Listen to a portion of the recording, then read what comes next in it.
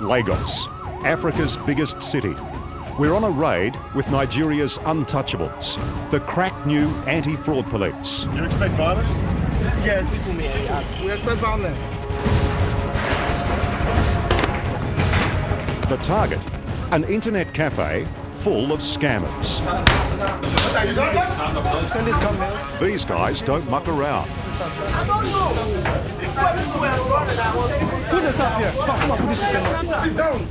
Sit down.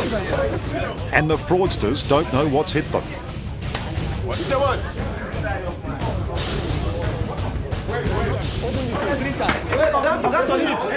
We are sitting down. Where do you want? To make up. Where do you want? My ID card is here. Your shop is downstairs. Leave this man. He's a fraudster. Don't mind him. This is a classic scam leader. For years, they've been firing off scam emails and letters like this. You would think that somebody is actually sincere about trying to transfer £15 million into your account. But there is no £15 million. That's no £50 million.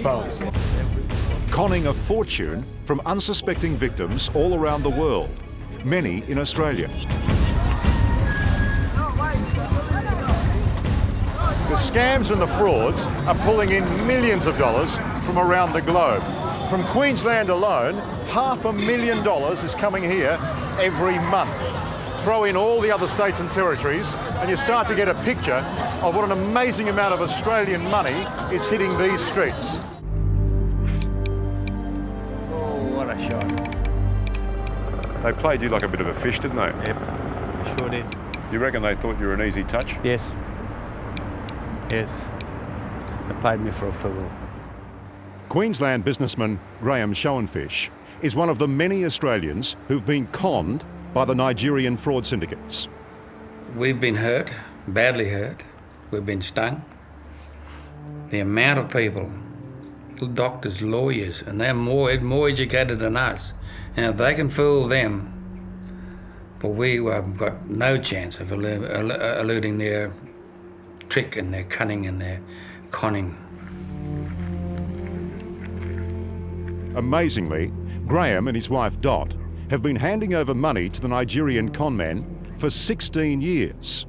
$500,000 to dozens of different crime syndicates, with absolutely nothing to show for it. They're flat broke. How does a bloke who is smart enough to run two successful businesses manage to be dumb enough to fall for these scams? Well, that's the exact word it is. I was dumb. I couldn't see the foolishness of it. Foolish and a little greedy. This is how it works. Victims are drawn into grandiose financial schemes through emails and faxes like these. They're promised a share of the action, usually millions. But there's always a catch. First, the victim has to send a fee in order to have the money released. Then there's another fee and another. It never stops. I said, oh, beauty. This is going to bring in some bickies and we wanted to struggle so much. Did you ever ask why me? Not really. I know I'm a fool now to say it, but I should have asked the question. Queensland's top fraud cop, Detective Inspector Brian Hay, has heard it all before. Fraudulent. Fraudulent. Fraudulent. Inspector Hay heads Australia's first major investigation into the Nigerian scams. Another fake document. Another fake document. It's frightening, isn't it? It is. We've interviewed 133 people, and collectively those people have lost somewhere in the order of just over $18 million. Australia could be losing tens of millions of dollars every month, potentially. And this is where the money goes. Today, we're on the trail of those millions.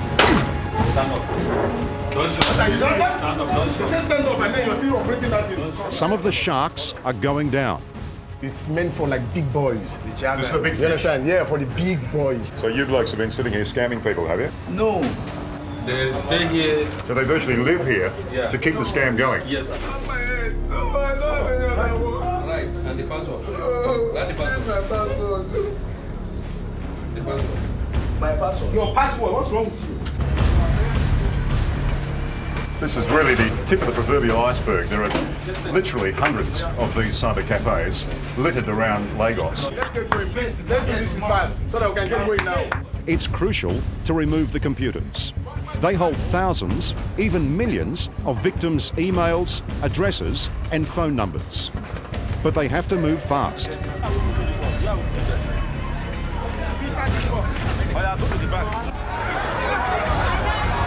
Outside, the crowd is angry. They're on the side of the crooks. Like many round here, they depend on the scams for a living.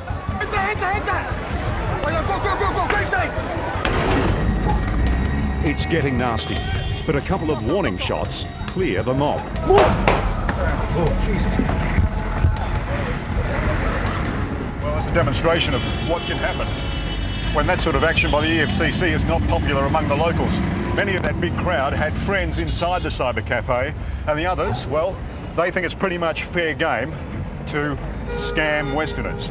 The rocks were thrown, there were shots fired. Fortunately, we're out of there. A world away from the streets of Lagos, more and more Australians are sending cash. Were you almost addicted to try to get your money back? I was. It became to me like if I didn't put it in, I wouldn't get anything. I'd lose everything. Now, I understand that you eventually received a cheque for $31,500,000. I thought, holy smoke, I thought, I'm made now. Just look at this. I thought, they'll say to you, showed it to you? It was Chase Manhattan Bank, which is in New York. You know this is a fraudulent document. Well, I know now it is. Incredibly, even after they're warned, most victims, like Graham Schoenfish, keep sending money. And once the Nigerians have their hooks in them, they won't let up. After that, I just said, right, that's it, no more. But there was more. There was more because they threatened my family. My wife didn't know this before, but I was coming out now. They threatened my family. And I could not stand by and see my family harmed in any way. So I reluctantly did what they asked. I was blackmailed. I was conned. And I was a victim of extortion. Okay. I'm sorry, can I stop You for okay? a while? Sure. All right.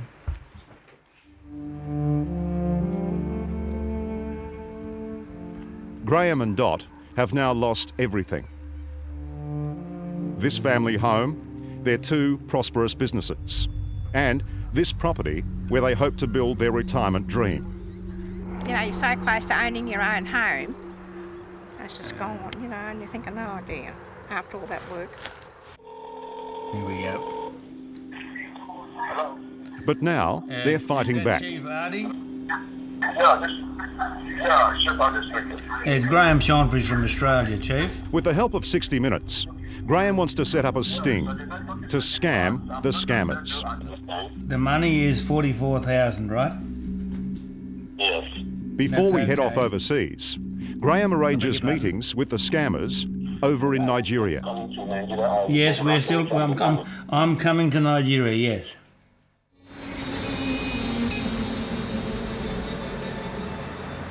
For counterfeits, they look very good. It's pretty good, isn't it? Yeah. And here in Nigeria, we've teamed up with the boss of the fraud police, Assistant Commissioner Ibrahim Lamorde. They say he's one of the few honest cops in the country. We were putting a lot of effort to stop this scamming going on in Nigeria. Have the scammers tried to bribe you? Oh, of course, yes. Or severally, it's a daily occurrence. That night, his team joins us in a Lagos hotel room, watching as the sting unfolds. Hello. Oh, hello, sir. How are you? I'm so glad to see you. In a room next door, producer Mick O'Donnell poses as Graham Schoenfish, and the first con artist soon arrives. With the grace of God. With grace of God, that is what I told you. Thank you, sir. Thank you. It's a relief at last. He claims he's a senior government official. What's your position? Director of Currency Operation. It's a very significant job, the Director of Currency Operations. Yeah. You're a very senior man. And wants $20,000 US. And what will I have to do to have my funds released? Yeah, for your funds to be released to you, you pay $20,000 for the documentation. Now we move in. Good evening. Good evening, my brother. 60 Minutes Australia. Oh, how are you?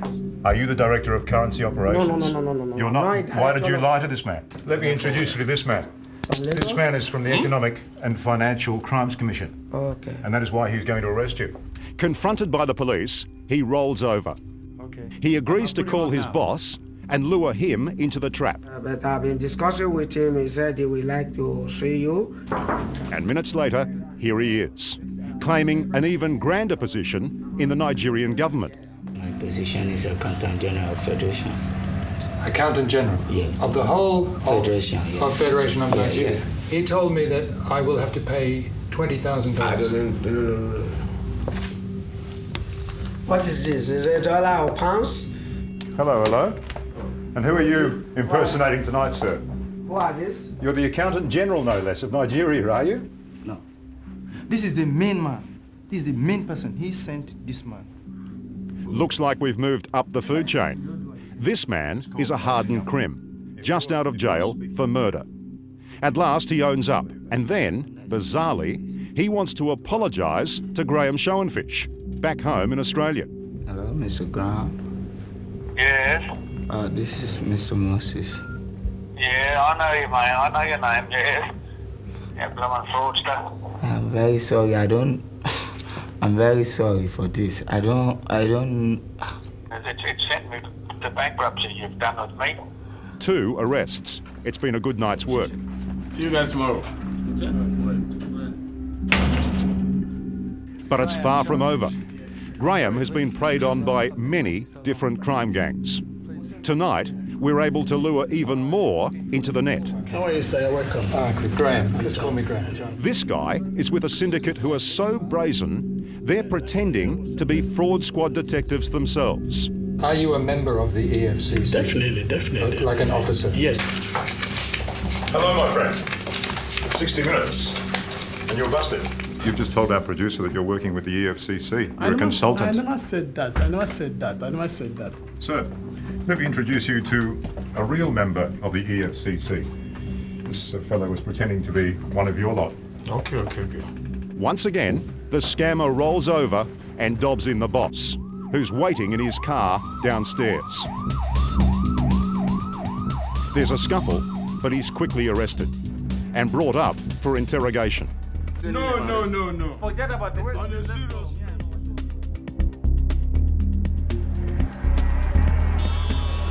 How long have you been taking money from people? Next morning, they're behind bars and paraded before Assistant Commissioner Lamorde. I don't believe it. I've met you before. These 2 men told us that they were working for your organisation, for the EFCC. Does that happen very often? They are just fraudsters. You're wasting your time. You are going to jail. You mess up here, I'll break your leg. 1, 2, 3, 4, 5, 6. In our week here, we saw dozens more arrests. But for every one of these crooks who are nabbed, there's scores more still out on the street preying on the gullible. Take 3 from here. Take 2. It must be frustrating to say to people, look, you've been conned, and they still send money. It is very frustrating, but we won't give up. We can't give up. We've got to stop these people sending money. We've got to help them look after themselves, the interests of themselves and their families. But it's going to be a battle. Such is the addictive lure of the Nigerian scams that even for Graham Schoenfish, even after all he's been through, there's still a niggling hope. Do you still believe that you're entitled to a share of that? Yes, I do. 31 million? I still believe it. I want my money back that I put into it anyway. But Graham, the police are telling us that every single person you've spoken to over the past 16 years is a fake. Well, I didn't know that. You're still sending any? I'm sending nothing because I haven't got nothing to send. Can you put your hand on your heart and say, that's it? Yep. Finished. No more? Yep.